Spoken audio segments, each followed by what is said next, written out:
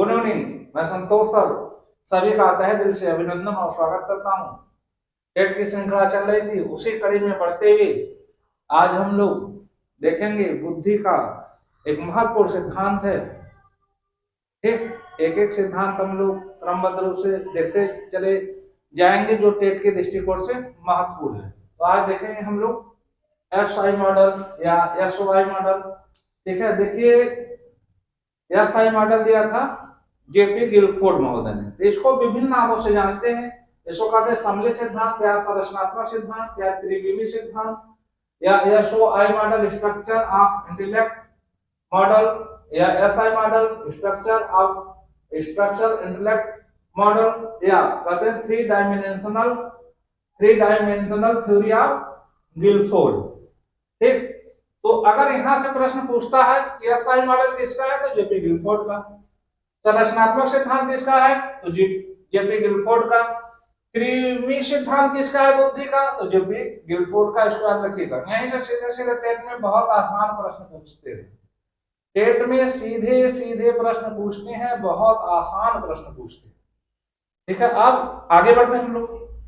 अब देखिए इन्होंने इस संरचना प्रतिमा के जिसके अंतर्गत विभिन्न योग्यताएं होती हैं, इन्होंने कहा कि जो है बुद्धि, हमारे बुद्धि में 3 आयाम बताए। ठीक है, कितने आयाम बताए? ठीक है, इस संरचना प्रतिमान में स्ट्रक्चर मॉडल में 3 आयाम बताए। पहला बताया इसमें संक्रिया, इसको कहते हैं ऑपरेशनल। दूसरा बताया विषय वस्तु या सामग्री या कहते हैं कंटेंट। तीसरा बताया परिणाम या उत्पाद या कहते हैं प्रोडक्ट। यहां से प्रश्न पूछता है कि कौन सा बुद्धि के त्रिविमी सिद्धांत में गिलफोर्ड महोदय से संबंधित नहीं है। तो इसको आपको याद रखना होगा, संक्रिया, विषय वस्तु या सामग्री, परिणाम या उत्पाद। तो ये तीनों अगर याद है तो एक कोई भी आएगा तो मान लेंगे कि ये नहीं है, गलत है। ठीक, अब देखिए संक्रिया में कितने होते हैं। ठीक है, संक्रिया में कितने तत्व होते हैं तो संक्रिया में 6 हैं। शुरू में जब इन्होंने दिया था बुद्धि का सिद्धांत गिलफोर्ड महोदय, तो इसमें जो है 5 ही था। तो पहला क्या है संज्ञान। यह देखिए सीखने का प्रथम चरण। जब हमको ज्ञान होगा इंद्रियों के माध्यम से तभी हम क्या करेंगे, तभी हम सीखेंगे। ठीक, अब सीख लिया तो उसको क्या करेंगे, स्मरण, स्मृति में रखेंगे, धारण करेंगे मस्तिष्क में। ठीक है, अब थर्ड है स्मृति अभिलेख। ठीक, तो ये हमारे मस्तिष्क में क्या होगा, धारण हो गया और एक अभिलेख के रूप में पड़ा रहेगा। फिर हम क्या करेंगे, फोर्थ क्या है, परंपरागत चिंतन। जैसे सभी लोग सोचते हैं, जैसे बालक सोचता है, जैसे मनुष्य सोचता है। ठीक, हम लोग का सोचने का एक तरीका होता है, पूरी दुनिया के लोग उसी तरह सोचते हैं, तो उसको कहते हैं परंपरागत चिंतन। ठीक, पांचवा है अपरंपरागत चिंतन या इसको कहते हैं नवीन चिंतन। अब इसमें क्या है, हमारे अंदर, हमारे मस्तिष्क में नई अवधारणाएं आती है, नई कंसेप्ट आती है, नई कल्पनाएं आती हैं।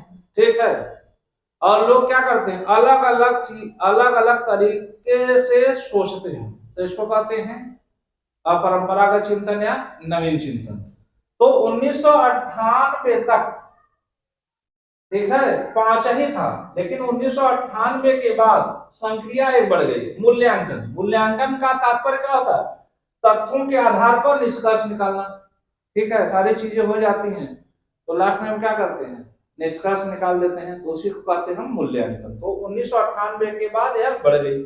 अब आगे बढ़ते हैं, हम देखते हैं विषय वस्तु सामग्री या कंटेंट में क्या क्या चीज है। तो अब दृश्यगत या आकृतिक, ठीक है, जिसको हम देखते हैं, हम दुनिया को प्रत्यक्ष रूप से क्या करते हैं, अनुभव करते हैं, बुक पढ़ते हैं, किताब पढ़ते हैं, तो जो हमको दिखाई दे।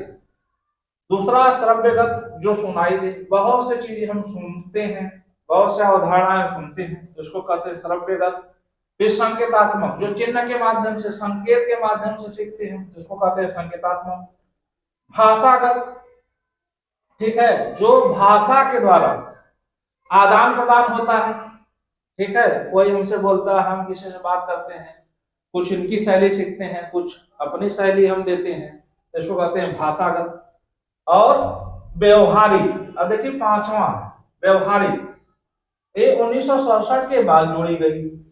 ठीक है, इसको भी आप देखिएगा, 1967 के बाद जोड़ी गई, उसके पहले 4 ही थी। व्यवहारिक मतलब हमारा व्यवहार आ जाता है, हमारा आंतरिक व्यवहार कि हम अंदर से कैसे हैं, हमारा बाह्य व्यवहार कि दुनिया की नजर में कैसे हैं।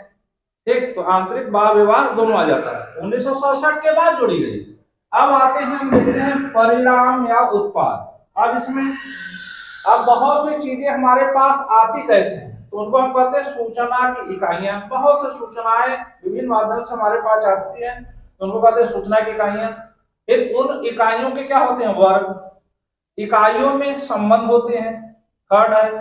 फिर सूचना प्रणाली कैसे आ रही है, कैसे संप्रेषण हमारे पास हो रहा है, तो उसको कहते हैं सूचना प्रणाली।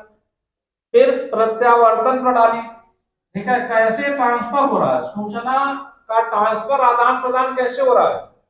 फिर वो सब सूचनाएं जो आ रही हैं उनको हम कहते हैं निहितार्थ प्रणाली, उसका क्या प्रयोजन है, क्या उद्देश्य है, कोई लाभ हो रहा है कि नहीं हो रहा है। तो यह हो गया संक्रिया, यह हो गया विषय वस्तु, और यह हो गया उत्पाद। तो फिर इन्होंने क्या, अब 3 हो गया, तो इन्होंने फिर क्या बताया कि ये तीनों तथ्यों से मिलकर हमारे मस्तिष्क की संरचना बनी है। ठीक है, तो इन्होंने बताया कि मानसिक संरचना बराबर क्या होता है, मानसिक संरचना बराबर होता है संक्रिया, ठीक है, इनटू विषय वस्तु इनटू उत्पाद। ठीक, मेंटल स्ट्रक्चर बराबर क्या होता है, ऑपरेशनल गुणे कंटेंट, ठीक है, गुणे प्रोडक्ट। ठीक, तो अब 19, ठीक है भाई, तो मानसिक संरचना बराबर क्या होता है, ठीक है, मानसिक संरचना बराबर होता है संक्रिया गुणे विषय वस्तु गुणे उत्पाद। ठीक, मेंटल स्ट्रक्चर, क्या इसको कह लेंगे, स्ट्रक्चर ऑफ इंटेलेक्ट। ठीक है, बराबर क्या होता है संक्रिया गुणे विषय वस्तु गुणे उत्पाद। तो शुरू में, प्रारंभ में संक्रिया कितनी है 1998 के पहले, तो 5 है। विषय वस्तु कितनी है 1967 के पहले, 4 है। और उत्पाद कितना है, 6 है। ठीक है, 5 गुणे 4, 5 चौक 20, 20 छक्का 120। ठीक है, तो 120 बुद्धि का सिद्धांत। फिर क्या हुआ, 1967 के बाद उत्पाद कितना हो गया, 5 हो गया। ठीक है, एक जुड़ गया, व्यवहारिक जुड़ गया। तो अब यहां पर क्या हुआ, संक्रिया 5, विषय वस्तु 5, ठीक है, उत्पाद कितना है 6, तो 5 5 25, 25 छक्का 150। तो 150 बुद्धि तत्व का सिद्धांत पूछता है, 120 बुद्धि तत्व का सिद्धांत पूछता है, किसने दिया, तो जेपी गिलफोर्ड महोदय ने दिया। अब यहां देखते हैं 1998 के बाद संक्रिया एक बढ़ गई, ठीक है, मूल्यांकन बढ़ गया। ठीक, अब यहां पे संक्रिया कितनी हो गई 6, विषय वस्तु कितनी है 5, उत्पाद कितना है 6, तो 6 पंजे 30, ठीक है, 30 छक्का 180, तो 180 बुद्धि तत्व का सिद्धांत। तो यहां से भी आपका प्रश्न पूछ लेता है 120 बुद्धि तत्व का सिद्धांत, या 150 बुद्धि तत्व का सिद्धांत, या 180 बुद्धि तत्व का सिद्धांत किसने दिया है, किसने दिया है, तो जेपी गिलफोर्ड महोदय ने दिया है। एसआई मॉडल किसका है, जेपी गिलफोर्ड का है। त्रिविमी सिद्धांत किसका है, जेपी गिलफोर्ड का है। बुद्धि का संरचनात्मक सिद्धांत किसका है, जेपी गिलफोर्ड का है। एसआई मॉडल किसका है, जेपी गिलफोर्ड का है। उसमें ठीक है त्रिविमी बताया, 3 तत्व बताया है, संक्रिया विषय वस्तु उत्पाद। ठीक है, संक्रिया विषय वस्तु उत्पाद, तो तीनों तत्व भी याद रखिएगा। ठीक, इसमें कौन एक भिन्न है, तो एक भिन्न पूछेगा, अगर ये आपको याद है संक्रिया विषय वस्तु उत्पाद, तो एक कोई भिन्न आएगा तो आपको समझ में आ जाएगा। 120 बुद्धि तत्व का सिद्धांत किसका है, गिलफोर्ड का। 150 बुद्धि तत्व का सिद्धांत किसका है, गिलफोर्ड का। 180 बुद्धि तत्व का सिद्धांत किसका है? गिलफोर्ड का। तो गिलफोर्ड के अनुसार क्रमशः 120, 150, 180 भिन्न भिन्न मानसिक योग्यताओं से मिलकर बुद्धि का निर्माण होता है। ठीक है, 120, 150, 180 20 मानसिक योग्यताओं से मिलकर किसका निर्माण होता है? इंटेलिजेंस का, बुद्धि का निर्माण होता है, जो 120, 150, 180 भिन्न भिन्न कार्यों में लगी रहती हैं। तो ये हो गया आपका बुद्धि का संरचनात्मक सिद्धांत या बुद्धि का एसआई मॉडल। ठीक है, या बुद्धि का त्रिविमी सिद्धांत। ध्यान से पढ़ लीजिएगा। अब अगली क्लास में पुनः किसी अगले बुद्धि के सिद्धांत के साथ मिलते हैं। ठीक है, देखिए भाई, जो हमारा पढ़ाने का उद्देश्य एक ही है कि मैटर अधिक से अधिक लोगों के पास चला जाए। और देखिए, TET, C TET, super TET, education जो पाठ है बहुत आसान है, बहुत सरल सरल चीजें आती हैं, बस थोड़ा सा समझने की बात है। लोग बाल मनोविज्ञान कहते हैं बहुत कठिन है, ये है वो है, ऐसा कुछ नहीं है, सब आसान है। और टेट में तो आपका सीधे सीधे प्रश्न पूछता है, एसआई मॉडल किसका है। ठीक है, किसने कहा था मुझे 1 दर्जन बालक दे दो, उसको आप जो चाहोगे बना देंगे। ठीक, किसने कहा था आधुनिक मनोविज्ञान का जनक कौन है, किसने कहा था। ठीक है, किसने 1879 में मनोविज्ञान की प्रयोगशाला खोली थी। तो ये सब प्रश्न सीधे सीधे पूछता है टेट में, बहुत आसान प्रश्न पूछता है। ठीक है, चलिए अगली क्लास में मिलते हैं पुनः। Thank you so much.